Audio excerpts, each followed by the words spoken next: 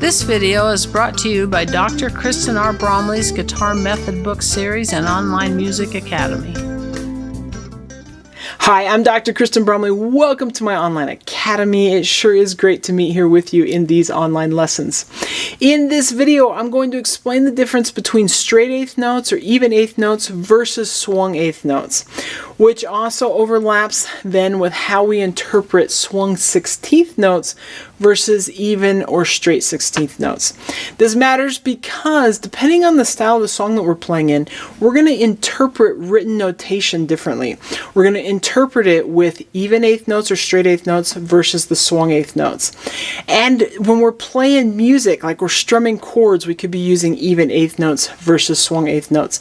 So this is something that pops up in the music that we're playing, whether we're reading actual notation for it or whether just playing intuitively, we're going to be using one or the other. So here I will explain it in theory terms. This video accompanies the Theory and Technique book from my Method Book series. In the book, I am going over some stuff that helps demonstrate what is explained there on page 12. Okay, so swung versus even eighth notes. So in written notation, if I had a measure of 4/4 time, and in a previous video I explained what 4/4 time is and explained different rhythmic values, so you can check out those videos if you need to. But let's say I have one measure in 4/4 time and I've got all these eighth notes. I've got 8 eighth notes. So 4 and 4, 2 for each beat, 1 and 2 and 3 and 4 and just like that. Now I can play them just like I just did, where each one gets an exact count of time. So with these, we've got ones happening directly on the beat. So the beat overlaps with the 4/4 time. So we're going to have a beat 1, 2, 3, 4 happening. We know the eighth note subdivides the quarter note as we've learned in a previous video.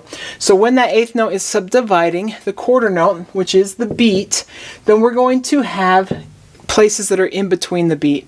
So when we're interpreting this rhythm as is with even or straight eighth notes, each one of these eighth notes is going to get the same exact amount of time. So 1 and 2 and 3 and 4 and.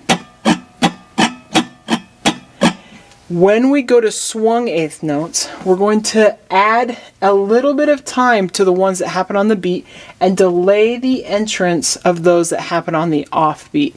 So 1 and 2 and 3 and 4 and. If this were written out, what we are usually doing is we have our even eighth note versus a swung eighth note. We've learned about triplets in the past where we can throw 3 eighth notes into the place of 2. So 3 eighth notes could take up the time that 2. 2 eighth notes fits into the space of a quarter note. 3 eighth notes could alternatively be shoved into the space of a quarter note. So when that happens in this case, we're putting those first 2 eighth notes together into a quarter note value and letting that third eighth note come in where it is. So when you get the 1 and the 2 and the 1 and the 2 and we're putting on the beat and then on the part. So 1 and the 2 and the 1 and the 2 and the versus. Now it can be swung harder than that. We could push this further back. You could almost imagine a dotted eighth note followed by a 16th note. We could push it further back into the bar, and in some styles when we say we're swinging it really hard, we are pushing those notes which fall on the offbeat, those eighth notes which fall on the offbeat, further back into the beat. The important thing is that those that fall on the beat always happen where they're supposed to. The beat continues to happen. Versus where we just have it come right at that halfway point. So again, if I play this on a chord, you'd have like 1 versus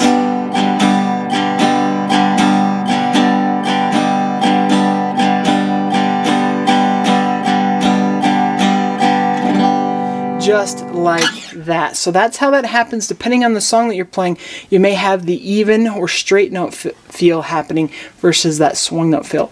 Now, when we get to where we have 16th notes, and I don't have them drawn up here on the board, but if we were into a group of 16th notes and then we're using the swung 16th note, we've got 4 16th notes, and what will happen is where our eighth notes were, where our value of the 1 and the and were from our eighth notes, so where we're having the ones that are now the beat and the in between the beat, they're going to be at their exact spots. And what we will do is we will swing the other 16th notes that are on what we would call the E and the spots. In the next video, I'm going to go over counting rhythms.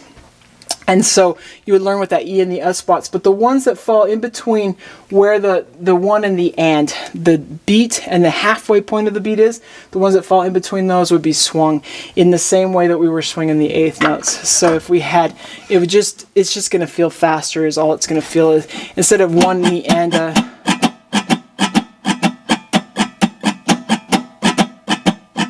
that's all that happens when I demonstrate it here. Swung 16th notes versus swung 8th notes is it's just at a faster. It works the exact same. So it's going to depend on the song and the context on whether you're reading something with 16th notes or feeling something with 16th notes versus feeling something with 8th notes. Swung 16ths tend to happen in something that feels almost in double time feel, where it feels like stuff's going faster than it is at the actual beat. So we have this beat 1, 2, 3, 4, and then you have 1 E and a 2 E and a 3 E and a 4 E and a, and you can have that swung feel there versus the eighth notes where we've got the 1 and 2 and 3 and 4 and. So it really just depends on where we're feeling it in the groove, whether we're dealing with swung 16th versus swung 8th notes. Swung 8th notes, we tend to read those a lot, say in the jazz style. Jazz style uses swung 8th notes like crazy, and most of the songs that are in that course jazz does incorporate a lot of different playing styles. You can have these rock fusion and stuff which would use even 8th notes. You can have bossa novas and different types of Latin genres coming into the music where we're also using even 8th notes. You can also work swung things into those, but then you may be playing something pop where you have the swung 16th note, sort of a relaxed 16th note feel. So it kind of just depends what's happening in the groove, but these all create variations that matters in our strumming, as we'll learn when we get to strumming, the strumming portion of the theory and technique book. All right, I hope you're having fun. In the next video, we're going to take a look at counting rhythms, so it can be helpful in figuring out the rhythms of a measure when we use a counting system. So we'll talk a little bit about the counting system in the next video. Take care, and I'll see you again. Thanks for watching this video. If you found it helpful, please hit the like button and subscribe to the channel. And be sure to check out more great content. You can find more information about me and my products at KristenBromley.com. Take care.